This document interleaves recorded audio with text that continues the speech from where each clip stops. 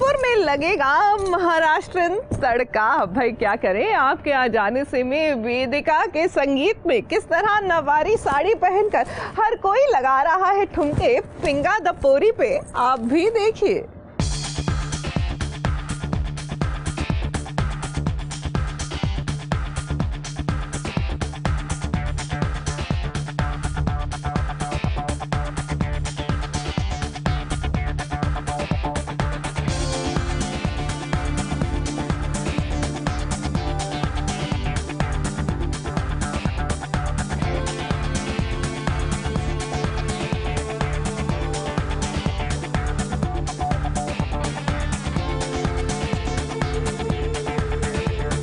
UP की शादी में महाराष्ट्र की परंपरा का तड़का लगेगा।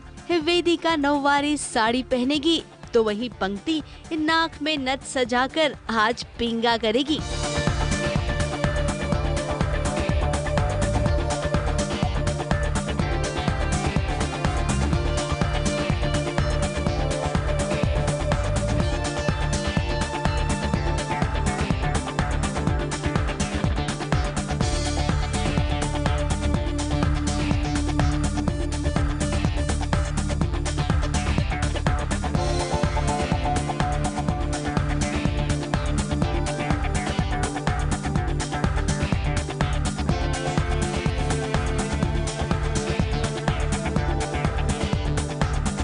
अब भी मौका है आर्या के संगीत के फंक्शन का, तो ऐसे में अग्रवाल परिवार ने सोचा कि क्यों ना, जब लड़का महाराष्ट्र का है तो संगीत में महाराष्ट्र के परंपरा का तड़का लगाया जाए। तो क्योंकि मेरी शादी के इतने सारे फंक्शंस हैं और ये फंक्शन है संगीत का, सो ये प्यारा सा आइडिया था पंक्ति का। उसने सोचा कि हम कुछ डिफरेंट करते हैं, क्योंकि जो गुड्डू है जिसकी शादी है वो मुंबई से बिलोंग करता है।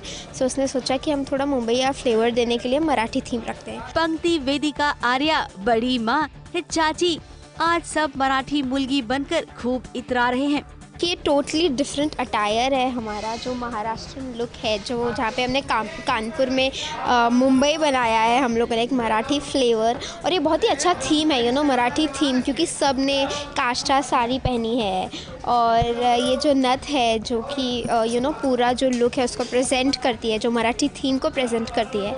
नया पूरा पहनावा है मराठी स्टाइल का, ज़्यादातर लोग मराठी स्टाइल में तैयार हुए हैं। इस लुक में ये महाराष्ट्र, देखिए आप, पूरा महाराष्ट्र स्टाइल, हाँ काष्ठा स्टाइल की हमने 9 यार्ड्स की साड़ी पहनी है। और ये देख रहे हैं ना आप, जो लड़के वाले हैं वो महाराष्ट्र से दिखाए हैं, महाराष्ट्रियंस हैं, तो हम लोगों को भी उनके रंग में रंगना है। इस संगीत की शुरुआत हुई वेदिका और पंक्ति के इस गाने से।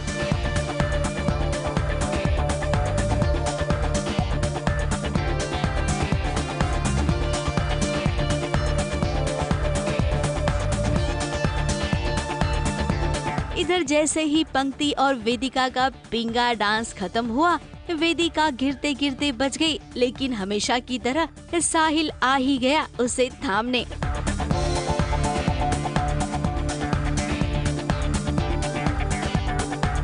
अब संगीत खत्म होगा, बारी आएगी शादी की, और हमें लगता है कि इस शादी में साहिल की याददाश्त वापस आ जाएगी।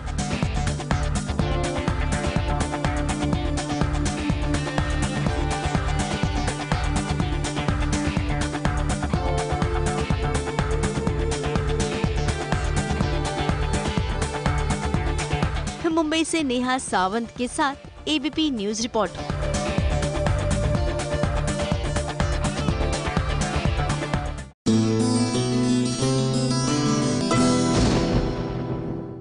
ये है एबीपी न्यूज, आपको रखे आगे।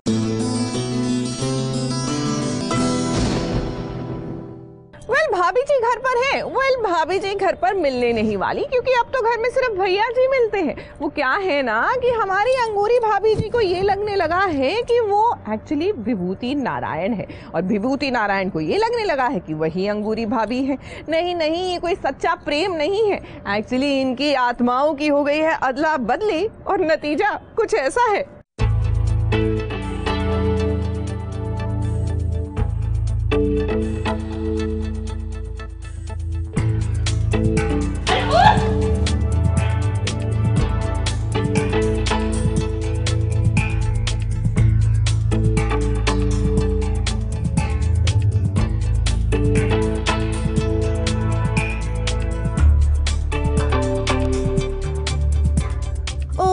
स्वीट भाभी जी के मोहल्ले में आत्माओं का चमत्कार हो गया है।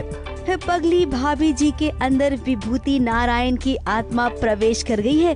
तिवारी जी बहुत ही बेशरम और बहुत ही मोटी चमड़ी के, I mean he is a thick skin man, इतनी जल्दी टैन नहीं होगा। तो वहीं विभूति नारायण मिश्रा के अंदर अंगूरी भाभी की आत्मा समा गई है। देखिए हमारे लड्डू के भैया को क्या हो गया, देखिए। अब ये आत्माओं का कंफ्यूजन हुआ तो पूरा घर बेचारा रो रो के बर्बाद हो गया।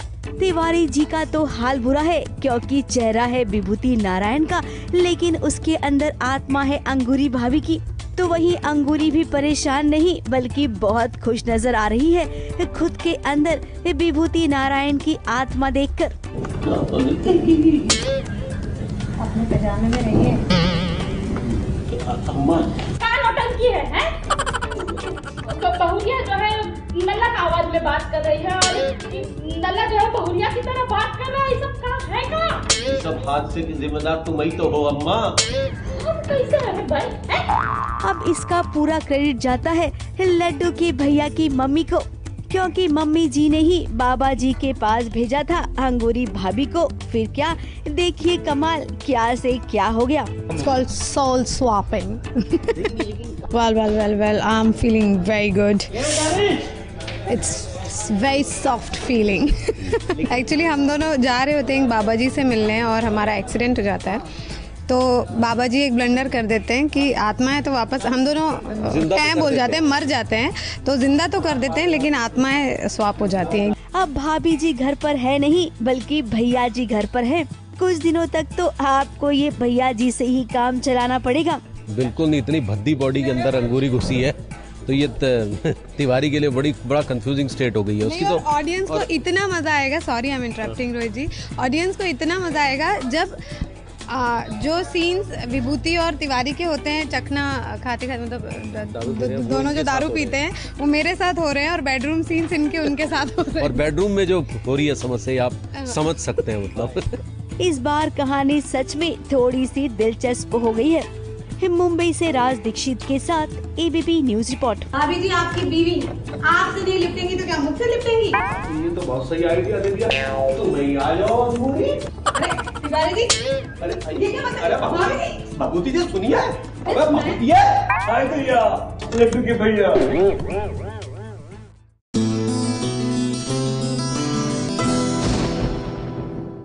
ये है एबीपी न्यूज, आपको रखे आगे।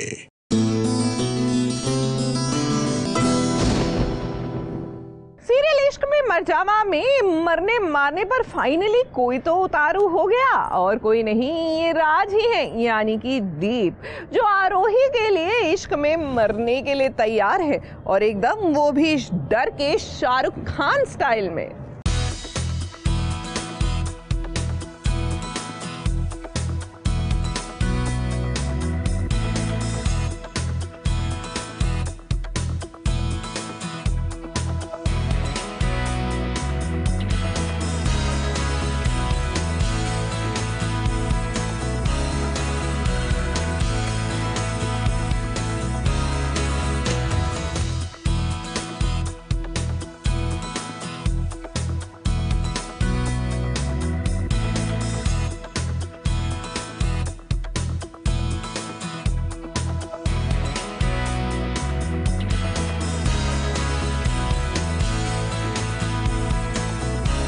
क्या बात है, जब से इश्क में मर जावा की कहानी गोवा पहुंची है, इस कहानी ने तो कुछ ऐसा करवट लिया है कि भाई किरदार ही बदल गए।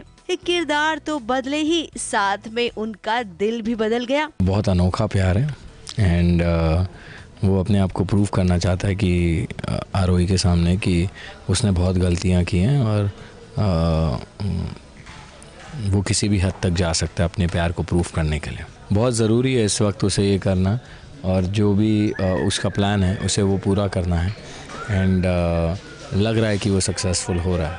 अब देखिए ना, कहने को तो ये गोवा का राज है, लेकिन आरोही के लिए उसका द्वीप है और इस द्वीप को आरोही अच्छे से जानती भी है और पहचानती भी है। इसीलिए तो जब द्वीप आरोही को प्यार में कुछ इस कदर पागल नजर आया कि द्वीप का पागलपन उसके लिए शक में बदल गया। एक्चुअली बिहेवियर बहुत ऑड है दीप का, वो कांटे and all that jazz, you know. So Aarohi कहीं ना कहीं taken a back, no matter कितना भी प्यार हो, वही दीप कर रहा है, यू नो। वो फूल गिराना, प्रोजेक्टर पे फोटोज तक ठीक था, बट द मोमेंट वो कांटों पे गया, यू नो, तो आरोही ये क्या है। So that felt a little odd, और वहाँ से थोड़ा सा शक होने लगता है कि ये ऐसे क्यों बिहेव कर रहा है। ऑब्वियसली थोड़ा बहुत डिफरेंस तो है ही उसमें, और उसको भी थोड़ा अजीब लगेगा कि ये हो क्या रहा है। आई मीन वो वाली फीलिंग होती नहीं, प्यार वाली फीलिंग जो एक आती है, वो मिसिंग क्यों लग रही है। अचानक से उसे आरोही से कितना प्यार हो गया है।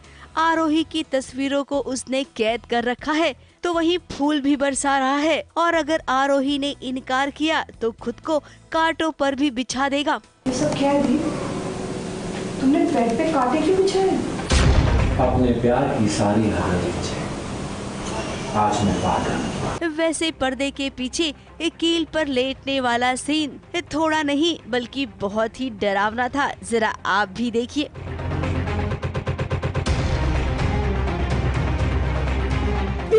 दीप क्या कर रहे हो तुम कांटों पे क्यों लेटे? उठो वहाँ से। दीप उठो, दर्द होगा तुम्हें। अब दीप बुरा मत मानना, लेकिन आपने कुछ ज्यादा ही कर दिया, जिसकी वजह से आरोही को आप पर शक भी हो रहा है। बड़े रोमांटिक मूड में आज रोमांस अभी शुरू कहाँ किया है? ये तो सिर्फ कुछ नहीं है, आग लगना अभी बाकी है। अब आरोही से प्यार जताने का दीप का भला क्या मकसद है, ये तो हमें नहीं पता, क्योंकि हम कुछ और सोचें और वहाँ पर कहानी कुछ और निकले। इसीलिए हम तो चाहेंगे कि अगली बार जब दीप से मिले तो वो खुद ही बता दे कि आखिर उसका इरादा क्या है।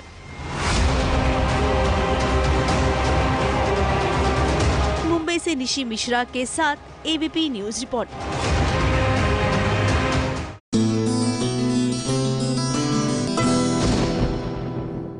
ये है एबीपी न्यूज, आपको रखे आगे।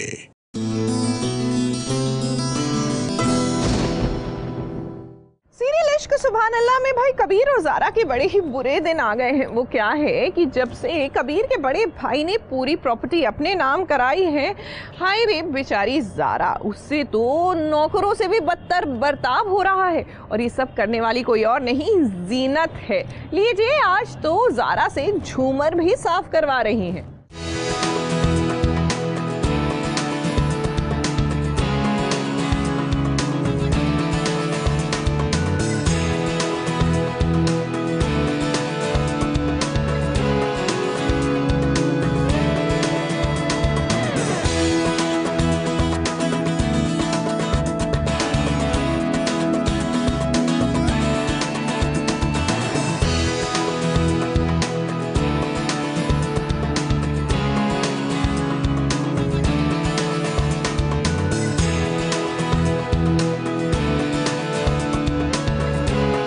घर की छोटी बहू ज़ारा पर कितनी बड़ी जिम्मेदारी सौंप दी है घर की बड़ी बहू जीनत ने।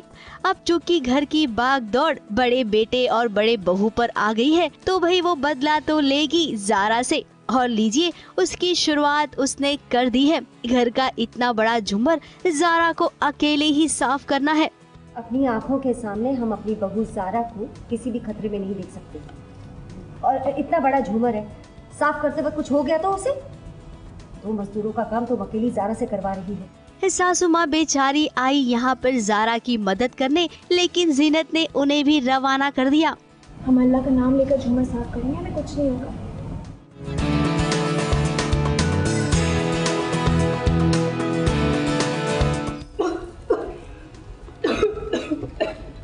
अब सफाई करते करते ज़ारा का पैर फिसलने ही वाला था कि अचानक से कबीर मियाँ आ पहुँचे अपनी बेगम को बचाने के लिए। अब पल पल साए की तरह साथ रहते हैं कबीर ज़ारा के। शायद यही वजह है कि जब भी ज़ारा पर कोई मुसीबत आती है, वो पहले ही पहुँच जाते हैं उसे बचाने के लिए। लेकिन आपको बता दें कि इस बार कबीर नहीं पहुंचे हैं ज़ारा को बचाने के लिए, बल्कि ज़ारा के ख्यालों में कबीर आया है हिम्मत देने। कबीर उसके पास है, इस एहसास से देखिए उसने पूरा झूमर साफ कर दिया।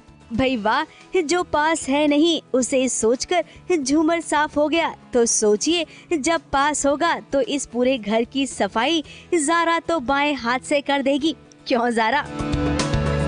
कबीर आता नहीं है, मैं उसे इमेजिन करती हूँ कि कबीर वहाँ पर है। तो जब किसी चीज़ से भरोसा होता है तो उम्मीद पर दुनिया कायम है तो मुझे उम्मीद है कि कबीर मुझे गिरने नहीं देगा, तो इसलिए मैं उस बलबूते पे पूरा झूमर साफ़ कर लेती हूँ। सो द थिंग इज़, जो जितनी मुझे प्रॉब्लम्स देंगी उसमें मैं खुशियाँ निकाल के अपना काम कर लूँगी। ऑलवेज़ यू नो, जब हम की लाइफ में जब बहुत कुछ नेगेटिव हो रहा हो तो उसमें अगर आप थोड़ी सी भी पॉजिटिविटी ढूंढ लो तो ईजी हो जाती है लाइफ। सो वही मेरा मोटो है। फिलहाल जीनत का पहला मोहरा बनी है ज़ारा। अब आगे पता चलेगा कि जीनत पूरे घर वालों में कौन सा काम बांटती है। मुंबई से नेहा सावंत के साथ एबीपी न्यूज रिपोर्ट।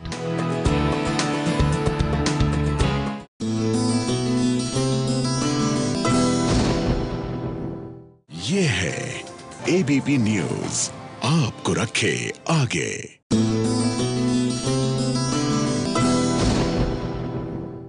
लीजिए सीरियल इश्कबाज में हो गई पूरी मन्नत। भाई मन्नत की आखिरकार एक बहुत ही क्यूट सा फैन मोमेंट देखने को मिलेगा।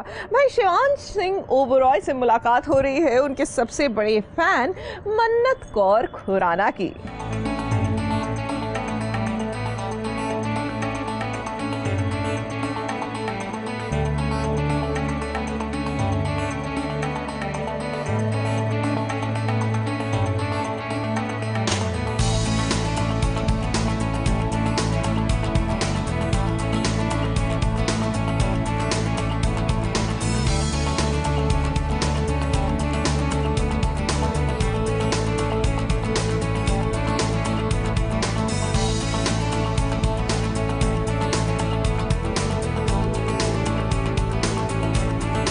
किसी ने सच ही कहा है, जिसे जिस गली, जिस मोहल्ले, जिस घर पहुंचना होता है वो हाथों में बिन पता लिए ही उस जगह पहुंच ही जाता है।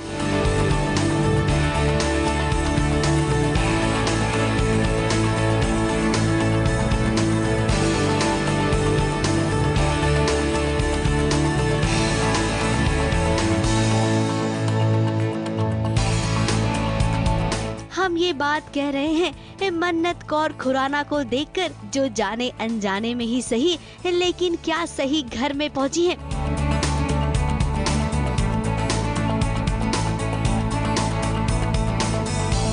वो पहुंच गई हैं ओबरॉय मेंशन, जहां से शुरुआत होगी मन्नत कौर खुराना और शिवांश सिंह ओबरॉय के प्यार की। तो मुझे छुपना है तो कुछ भी, वही मैं बोल रही हूँ, कुछ भी मिले सोफा के पीछे, पिलर के पीछे, ट्रॉली के अंदर घुस जाती हूँ और फिर फाइनली मैं ऐसे उठ जाती हूँ बिकॉज मेरे को छींके आने लगती है और फिर मैं देखती हूँ ओह माय गॉड ये तो शिवांश है, कि मैं बस उनकी आंखों में देखती रहूँगी बिकॉज मैं शिवांश की बहुत बड़ी फ़ैन हूँ।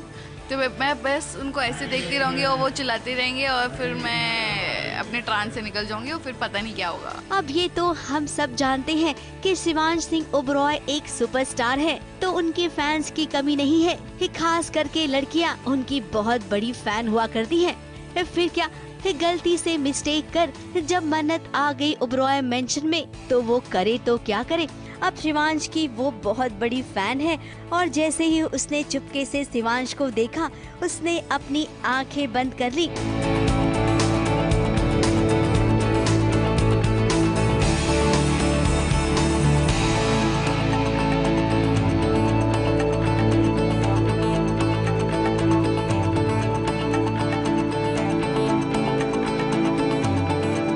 शिवांश तो बस मन्नत को एक टक देखते ही रह गया कि आखिर उसके घर में ये कौन चली आई। अब शिवांश हम तो यही कहेंगे कि मन्नत आपके दिल का इलाज बनकर आई है। इन दिनों आप जिस बीमारी से गुजर रहे हैं उस बीमारी का इलाज किसी और के पास नहीं बल्कि मन्नत के पास ही है। तो भाई दिल लगाना तो बनता ही है आपका मन्नत कौर खुराना के साथ।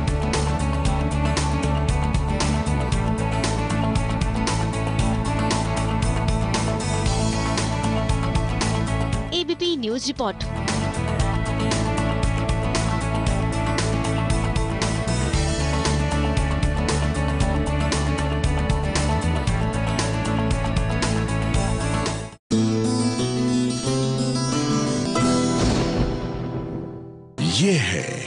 एबीपी न्यूज आपको रखे आगे।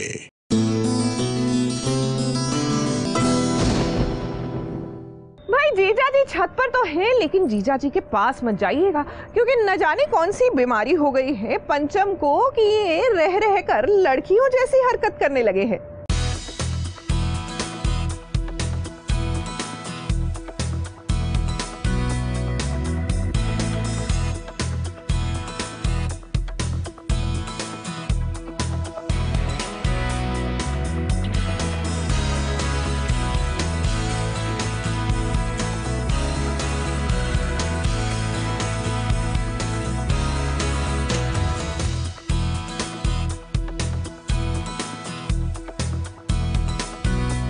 मुरारी लाल आज बड़ी टूटी फूटी हालत में घर पहुंचे हैं।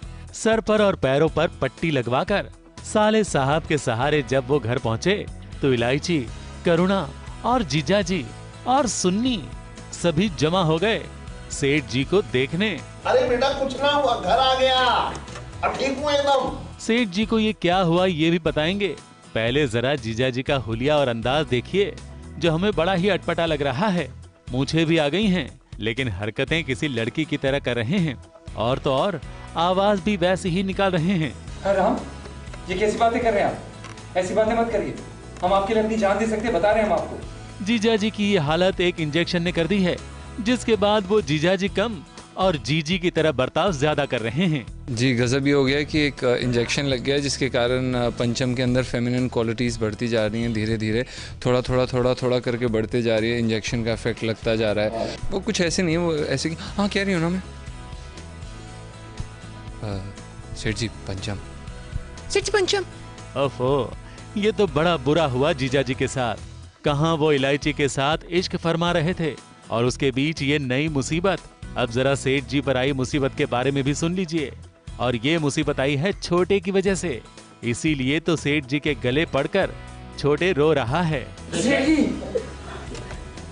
मुझे माफ कर दीजिए, मेरी जिंदगी चक्कर में जिहारत हुई है तुम्हारी। अब टूटे फूटे कैसे वो दोस्ती के चक्कर में, कि छोटे ने अपने स्कूटर पे बिठा लिया और कहा कि चलो मैं तुम्हें पहली राइड देता हूँ क्योंकि मेरा नया स्कूटर है। और मैंने उससे इतना मना किया, यार पहले तू सीख ले, तेरे साथ पाताल भी चला जाऊंगा जब तू सीख लेगा। लेकिन भैया दोस्ती का वादा, दोस्ती की कस्में, तो बैठ गए और फिर भुगत रहे हैं। सेठ जी तो ठीक हो जाएंगे, लेकिन जीजा जी पर ये लड़कियों का असर क्या क्या कमाल दिखाएगा, ये देखना दिलचस्प होगा।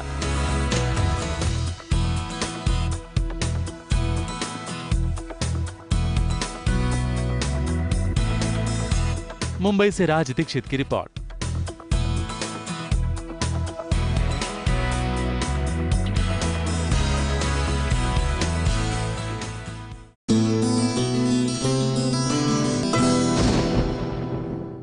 ये है एबीपी न्यूज आपको रखे आगे।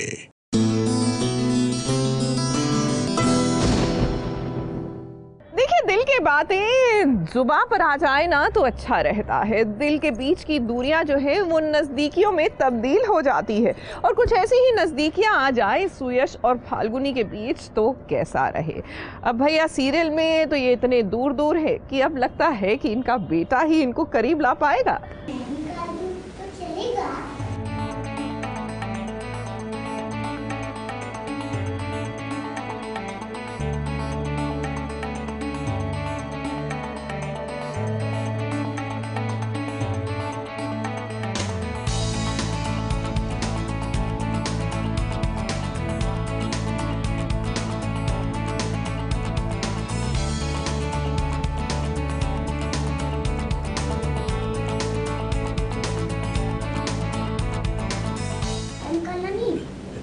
लगाना भी आता है। हाथी घोड़ा पाल की जीत हमेशा लड्डू गोपाल की।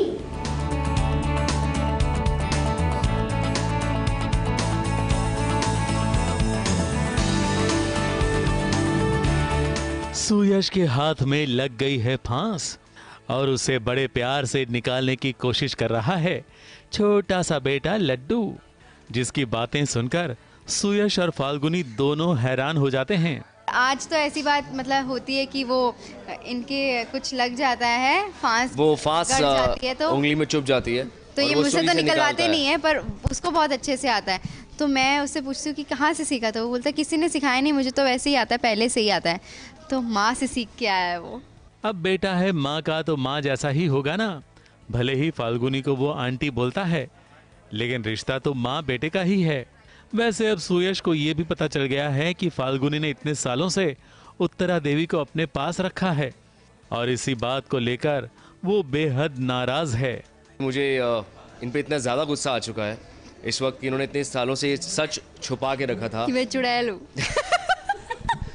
कि इन्होंने 7 साल से उत्तरा देवी को जो है वो अपने घर पर छुपा के रखा था, उस औरत को जिसने हमारे बच्चे को बार बार मारने की कोशिश की थी। तो उसी बात से इन पे मैं गुस्सा हूँ। और बट वो मेंटली अभी स्टेबल नहीं है, तो इसलिए दया खा के मैं अच्छी बहू का फर्ज निभा रही हूँ। बेचारी फाल्गुनी तो सीरियल की बहू होने का फर्ज निभा रही है, भले ही इसके लिए उसे कितने भी आंसू क्यों न बहाने पड़े।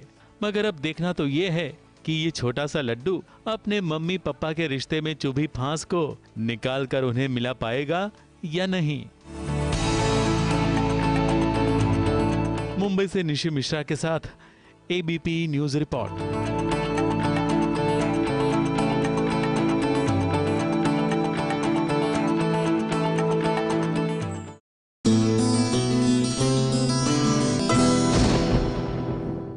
ये है एबीपी न्यूज, आपको रखे आगे।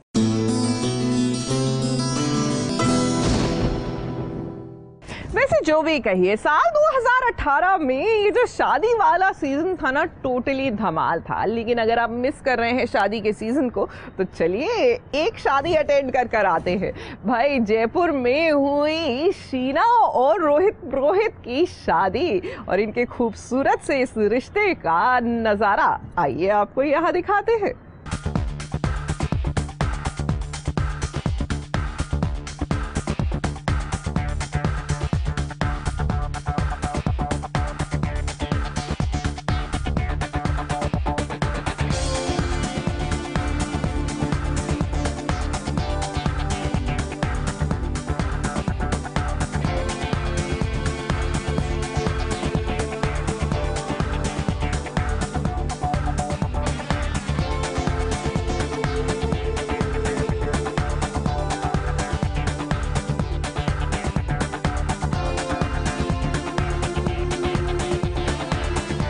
एक दिन वो मिले थे अजनबी की तरह, फिर दोस्ती हुई और फिर ये दोस्ती प्यार में बदल गई। प्यार के इसी खूबसूरत रिश्ते को आज मंजिल भी मिली है। दोनों शादी के बंधन में बंध गए हैं।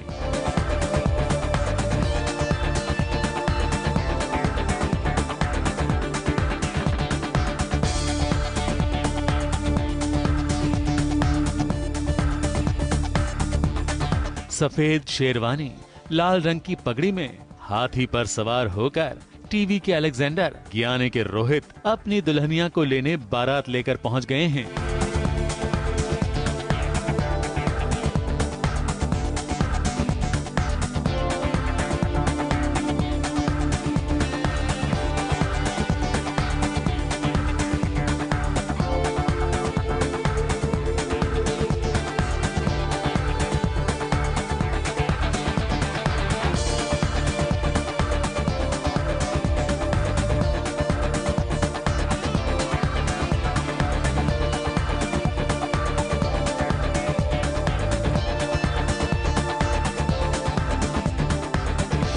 बारातियों का स्वागत खूब नाच गाने के साथ हुआ और नेक के लिए प्यार भरी नोक झोंक भी देखने मिली।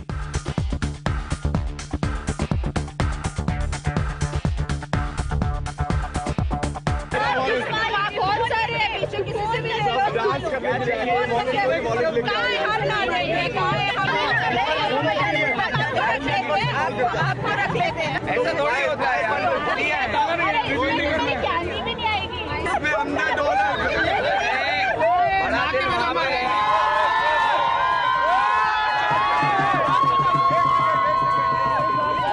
और फिर वक्त आ गया दुल्हन के आगमन का, तारों की छांव में दुल्हन के आने का।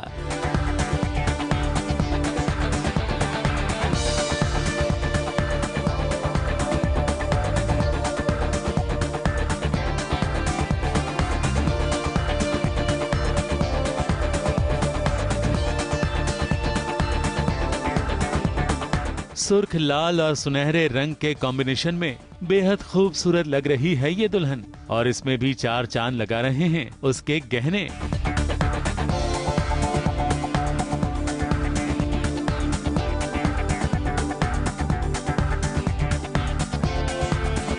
शादी के बाद बाबुल का घर छोड़ना पड़ेगा, इसी ख्याल ने शीना को इमोशनल कर दिया है।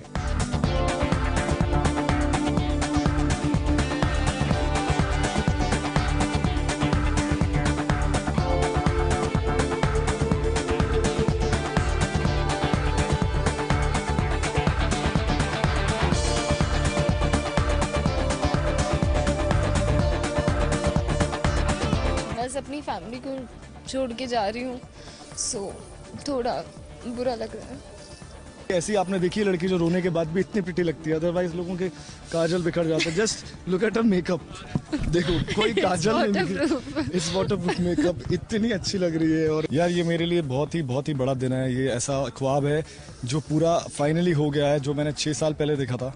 पहली मुलाकात में ही रोहित को ये एहसास हो गया था कि ये रिश्ता ताउम्र साथ रहने वाला है। देखो ये कुछ ऐसे लोग होते हैं ना जो साथ में मिलते हैं और पहले दिन से रियलाइज हो जाता है कि ये जो कंपेनियनशिप है, ये जो दोस्ती है, ये जिंदगी भर चलेगी। तो शीना के साथ मिलना और शीना के साथ जो मेरी दोस्ती थी, जो फर्स्ट डे मुझे पता चल गई थी कि ये जो दोस्ती है वो जिंदगी भर जाने वाली है, बिकॉज शीना और मैं वैसे बहुत ऑपोजिट हैं। वैसे शीना और रोहित के संगीत का नजारा भी अद्भुत था। राधा कृष्ण के गाने पर कलाकारों ने डांस किया और फिर जयमाला हुई।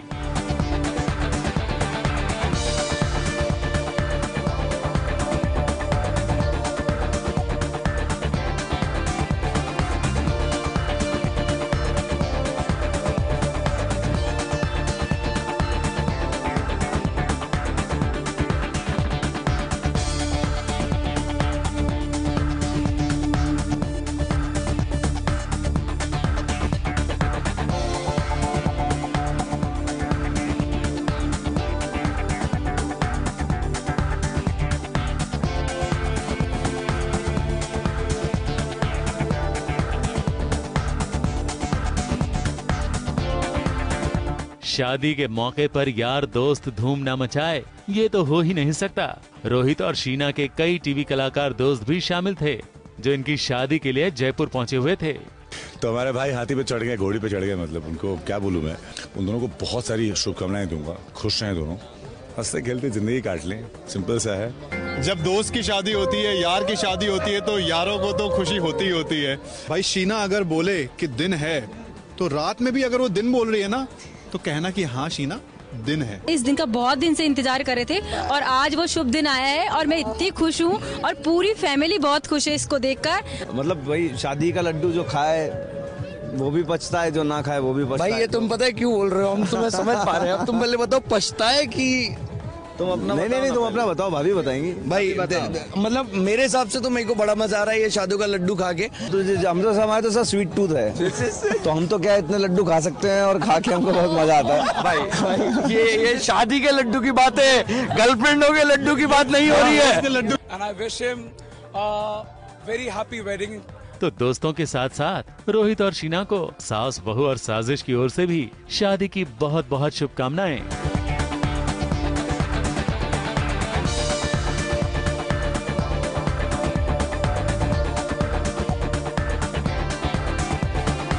जयपुर से गोविंद साहू के साथ एबीपी न्यूज रिपोर्ट।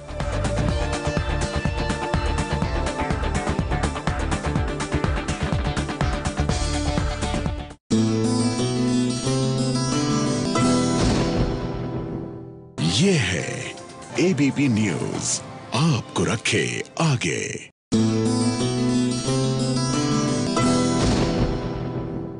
देखिए आप माने या ना माने, लेकिन शादी वाले घर में ना कोई एक ऐसा शख्स जरूर होता है जो टोटल मेलो ड्रामा करता है।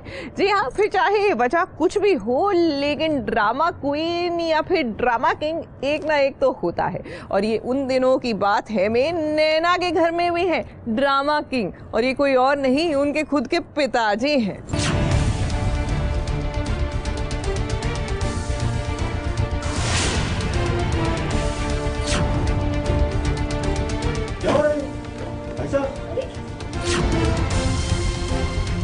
वैसे बताइए तो आपको हुआ क्या राकेश राकेश अरे मर गया राकेश भाई साहब। एक मिनट रुक जा, मैं देखती हूँ उसको। बोल के क्या तुम पागल बन के दौरे पड़ते हैं क्या? तमाशा बनाया तुम्हारे उस रईस बाबा ने।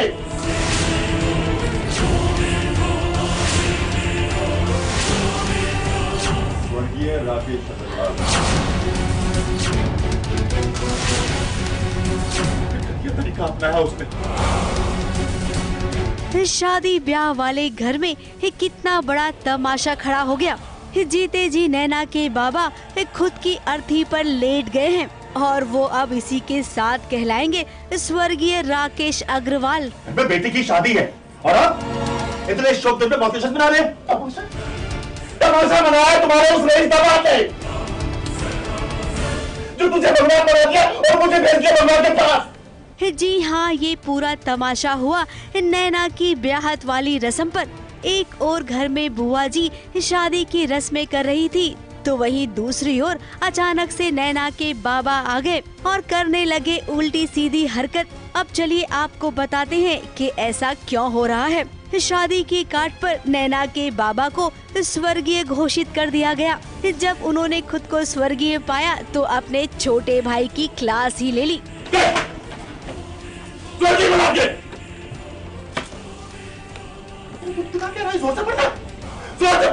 ताकि सब सुने कि उसने क्या लिखा इसमें। स्वर्गीय राकेश अग्रवाल। बैठे बिठाए इतनी बड़ी नौटंकी हो गई। अब इसका पूरा इल्जाम जाएगा समीर पर, यानी कि शादी होने से पहले बर्बादी वाला खेल शुरू हो गया है।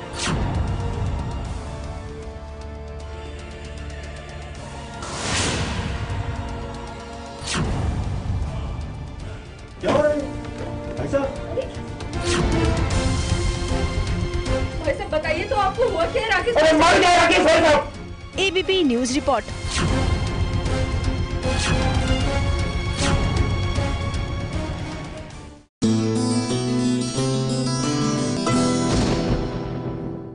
ये है एबीपी न्यूज, आपको रखे आगे।